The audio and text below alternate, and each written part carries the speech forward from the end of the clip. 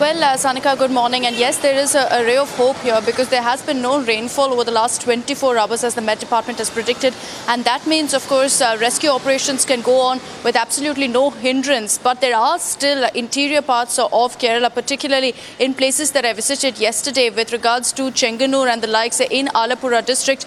There, the situation still remains grim because what we're seeing right now is a lot of water that is still receding slowly in these areas. And these are completely residential areas. So at this point, all the rescue efforts are completely concentrated in these parts. They're trying to ensure that all the residents are immediately pulled to safety. You've got the Army, the Navy, the Air Force and the NDRF, of course, fully ensuring that all the people are safely pulled out. At this point, over the next 24 hours, possibly we will see an improvement, not just in the plight here, because the water is expected to recede further, but also that more and more people will be pulled out and taken to safety. Already lakhs of people have been shifted to relief camps, and there will also be questions now of rehabilitation, because even as the weather has slightly cleared up, the focus now will be on ensuring that slowly these people can be rehabilitated into their homes where there was water that entered almost up to the first floor of their residences. And this is where the Kerala government also steps in. Kerala Chief Minister Pinarayi Vijayan did confirm that yes, all efforts are being taken up on a war footing to ensure that any help that can be given to residents who have lost their belongings, who have to go back to their homes and start literally from scratch, will be given to them. So the focus is on some of these measures now, even as you've got more residents being pulled out. But the good news is that the weather's cleared up, the water levels are slowly receding as well.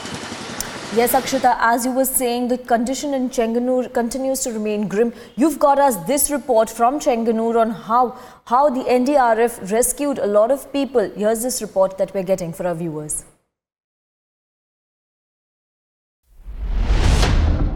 On Saturday night, I received 2 calls. One SOS from Mumbai about her grandmother being stranded in Chenganur's Edanad, and second, from a man who was desperately trying to reach his mother in the same area. We picked up Ajit Varghese this morning, who was looking for his mother, and we made our way to some relief camps. 2 relief camps we visited in the area informed me that they didn't have any of the people we were looking for. So we decided to make our way as far as we can by road.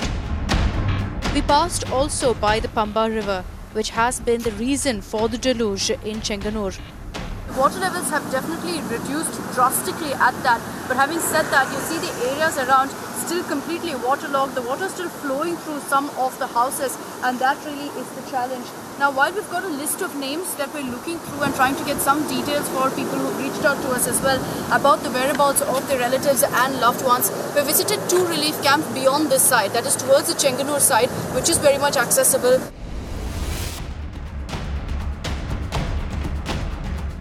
With the water receding, we successfully managed to reach Edanad, but the houses completely inaccessible. People are actually, we have been waiting for the supplies for the last 4 days. Today morning only supply came, and the rescue helicopter came today morning, and we have been evacuated.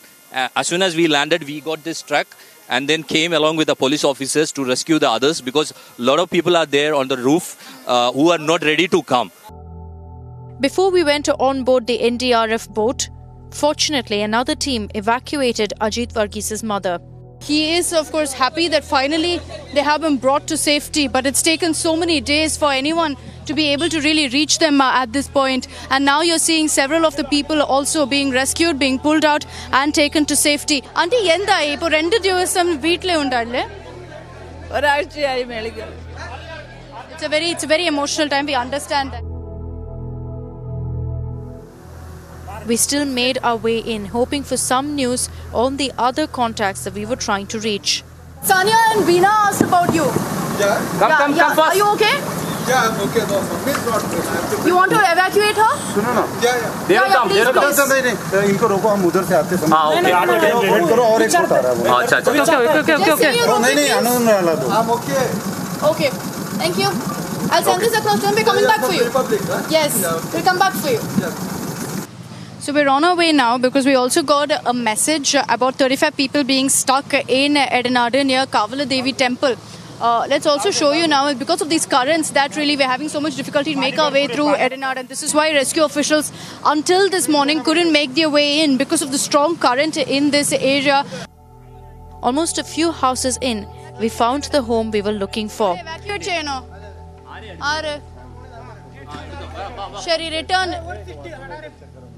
A 70-year-old grandmother as well as her son stranded in the first floor of the building.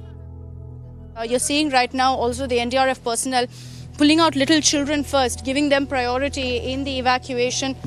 They are making their way here at this point on board the NDRF boat, and they will be taken along with the other family members into this back to the dry areas. We then made our way in deeper, where about 100 to 150 people were still stuck.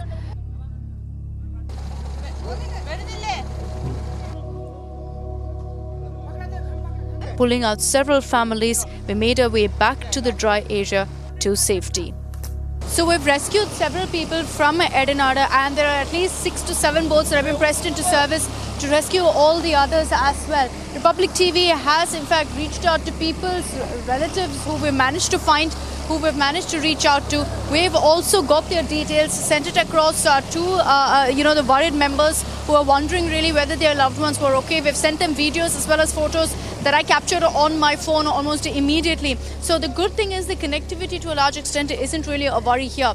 But we're making our way out now back to Dryland, which is where all these people will once again be taken to safety. Fortunately, many families now are being rescued, but it will take days really for normalcy to return in these parts of Kerala.